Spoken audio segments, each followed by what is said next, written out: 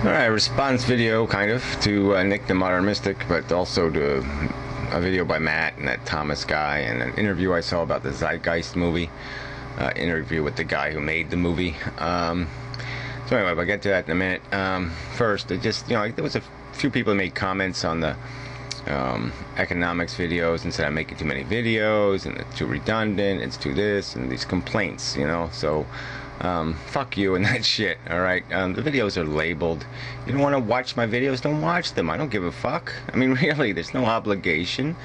If you're not interested, you're not interested. But if I do a video on how to tie a shoe, I don't need your critique saying don't do tie shoe videos. Fuck you. Alright? These are the videos I do. This is the way the channel is. You don't like it, fuck you. Fuck off. And as for people who want to make arguments, I've said it before, but you got to make a complete argument. Let's have a complete argument. All right, having a half argument is no point in it. And in text, the best you can do is have a 1/8 argument. Because it's just too easy to say statements like "you are wrong," "God says so," or something, and then the other person is obliged to type 4 paragraphs explaining why that's a bogus statement. I mean, it's just too easy to do that in text, and it just fucks everything. So, if you can't bring the argument as a video, then just fuck it. Don't bring an argument. Just say, I believe we may disagree. Okay? That'll get past my filter. But as soon as you start making accusations that I'm wrong and you're right, fuck you. Okay? Blocked. The end. I have no patience for it. I don't have to accept that shit. And I won't. So it's that simple. But I do want the argument, so don't sit there and call me the coward. It's you people who aren't to bring you the argument. So bring the fucking argument, I'll quote you directly, and I'll beat the shit out of you in argument. Alright? Period. Alright, so on to the subject. So Nick made this video, phantasmagorical kind of video. That's all in our heads, and life is really all in our heads. It's all our perception, our perspective, how we... interact, how we respond to life, how we react to it. It's true in a sense, but they take it to this preposterous extreme, and the Zeitgeist guy does this too, as if we don't really have a nature, that we don't have a natural disposition, and we do, and the natural disposition is need and want, and it's primarily oriented to these basic things it wants us to do, which is obviously maintain our physical body, food and reproduction, sex.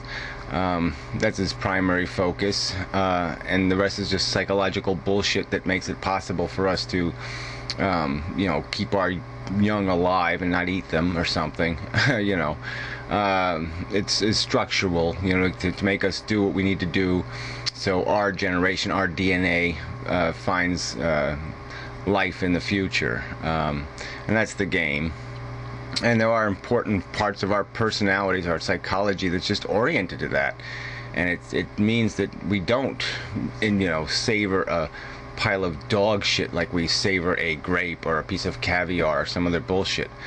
And and the way Nick's talking, you'd stick a knife in your ear and it would be just as much fun as having sex. I mean, it's babble, it's nonsense. Some life experiences just plain suck, and analyzing them won't do you any good at all. It won't make the suck go away. It probably just end up enhancing the suck. Sometimes you don't want to experience every little nuance of an experience because the experience sucks. So you just want to get through it.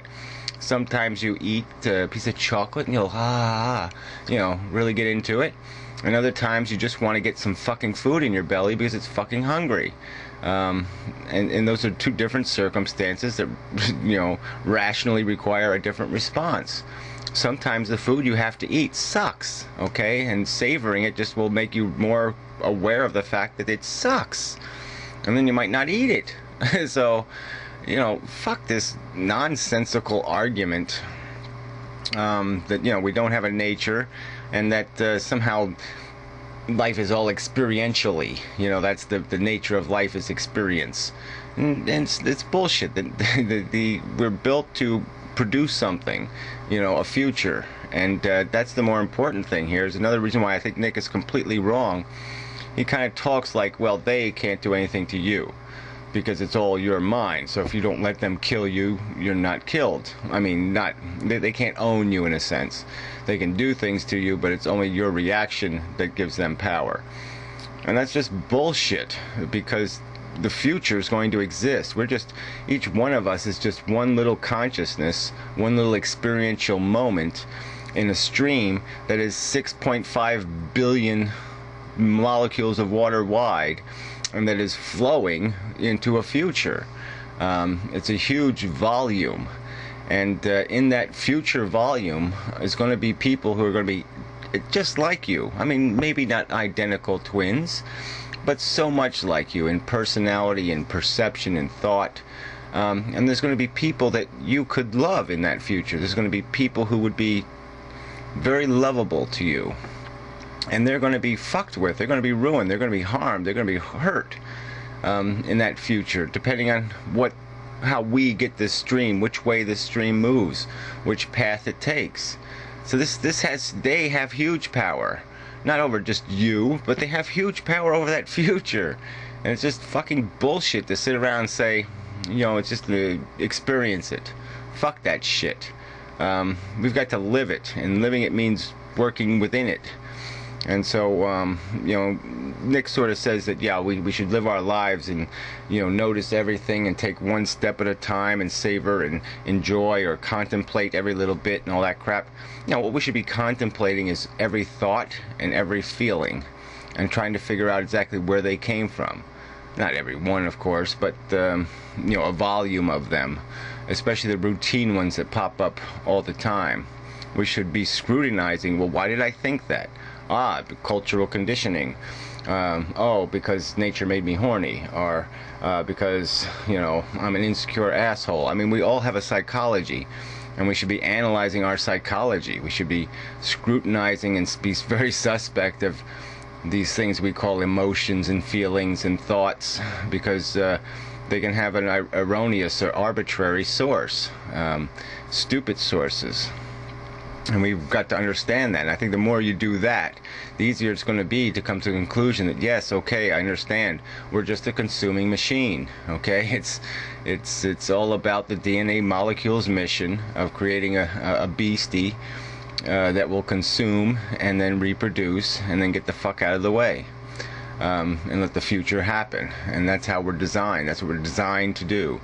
And I certainly reject that design as an accomplishment. Survival is not an accomplishment.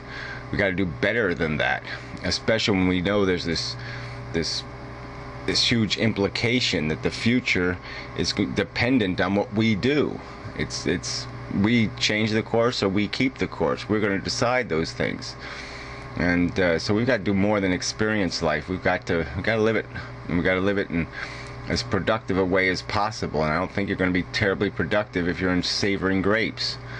But there's, like I said, there is value to the approach, the idea that we have made life in some ways way too complicated with our psychology, and so there is a rightness in not being sloppy in how we live, not being sloppy in how we experience life, because we can experience it without the gold plating. We can experience it without the addictions, without the cosmetics of success, the nonsense parts, the parts that we know are just complete bullshit.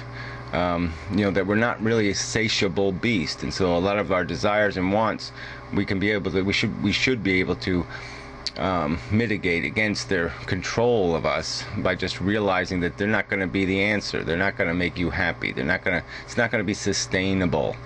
And understanding the unsustainableness of the nature of our psychology, or the nature of this thing called happiness, that can empower you, because then you can be satisfied with less, and that's what the future's going to need. At least the short-term future is going to need people, that are more distracted by future implications than present implications. People are going to need to be a little less obsessed with now and more concerned with, then the future. That's the only way something constructive or productive can come out of this generation of human beings. And it's a critical time. We see it happening. We see the world's breaking down, and it can break down in the worst way, or it can break down in the best way. And we can do the phoenix thing out of the ashes thing, or we can just create a shithole. There's a new cesspool for humanity to squirm around in for another 10,000 years. And I just think they go too far by a half here. We should control our psychology as best we can, but the idea that we can perfect our experiential life or something, it's nonsense. Grapes are not sex. I mean, it just doesn't work that way, Nick. I guess, well, anyway, nothing else needs to be said. Well, there's lots else can be said, but the time's running out anyway.